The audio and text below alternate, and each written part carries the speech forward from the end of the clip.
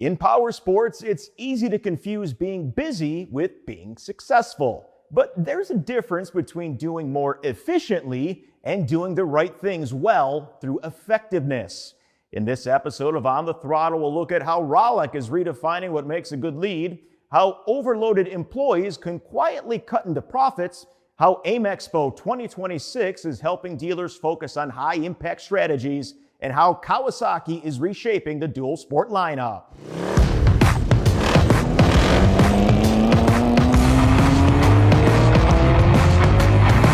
On the Throttle is sponsored by Bridgestone Motorcycle Tires. Solutions for your journey. Hi everybody, I'm Randy Zemnick with Motorcycle and Powersports News. If you're running a dealership, you know that leads come in all shapes and sizes, but not all are created equal.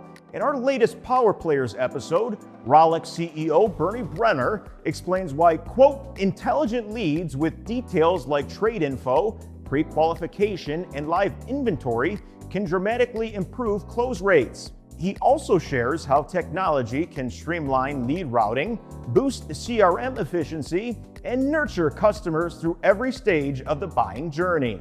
The goal of technology, and I think the goal of any retailer, is to meet the consumer where they're at.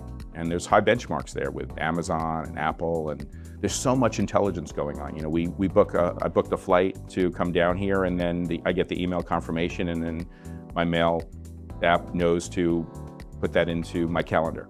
Mm-hmm. And these are things that are happening automatically, and we're expecting this level of intelligence and sophistication.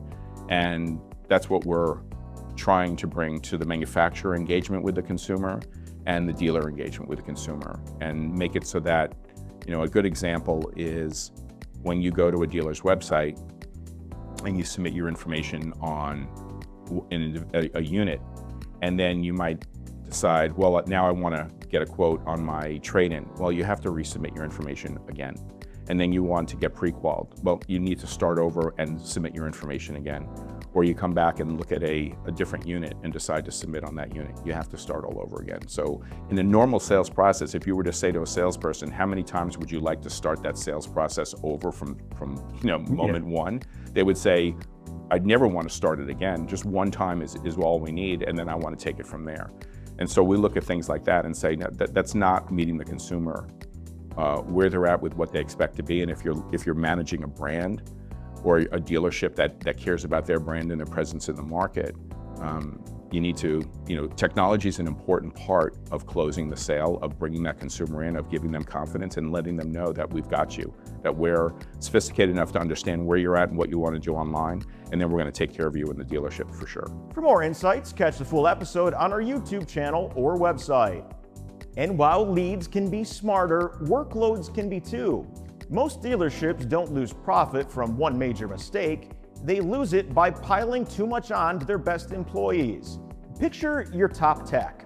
They're flagging 40 hours, but also answering service questions, filling out warranty claims, pulling parts, and even moving units for sales. On paper, it looks efficient. In practice, it's ineffective. Overloaded employees rush jobs, miss upsells, skip follow-ups, and tensions rise between departments. What looks like productivity is really profit slipping away. The fix? Smarter systems. Outsource low-value tasks. Share resources across departments. Audit tasks for margin, not activity. Protect people with the fixed ops playbook. Efficiency is everything getting done. Effectiveness is the right things getting done and done profitably.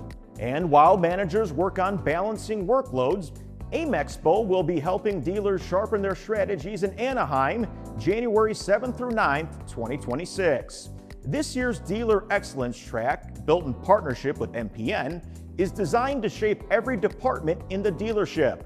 Sessions span operations, inventory, customer engagement, and digital innovation. Here's a lineup of sessions running across the 3 show days. Fixed ops, advice for beyond the showroom. More inventory, more problems. How to manage the influx of new vehicles. Auto dealers versus Powersports dealers. Technology and inventory management. E-commerce, capturing customers who don't want to come in. EV customers are different. Are your salespeople ready? Tariffs, pricing, and margin. Growth strategies for the current economy. AI, the future of dealership training, taking your team to the next level. Paired with a packed show floor, high-impact networking, and major new product launches, this education program reinforces AIMExpo's role as the place where dealers focus on what matters most. And speaking of the future, Kawasaki is reshaping the dual sport experience with its latest release. MPN editor Megan Cusack caught up with Brad Pitts, media relations supervisor for Kawasaki, to get the details on the brand new Kawasaki KLX 230 SHERPA S ABS, a dual sport aimed at riders looking for the short getaways, easy accessibility, and low maintenance. It is a lightweight dual sport, and it has a very utilitarian design. So it's rugged, it's lightweight, it allows you to kind of get out into the backcountry. So, that's a great selling feature. Another one of probably the biggest selling features for this bike is just that low seat height.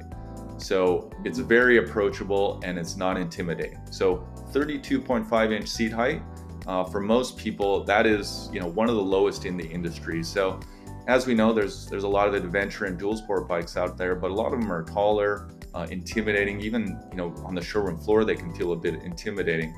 So the great thing about this is it allows you to ride off-road, but it's much more approachable than a lot of other bikes out on the market. For the full conversation and specs, head to our YouTube channel or motorcyclepowersportsnews.com.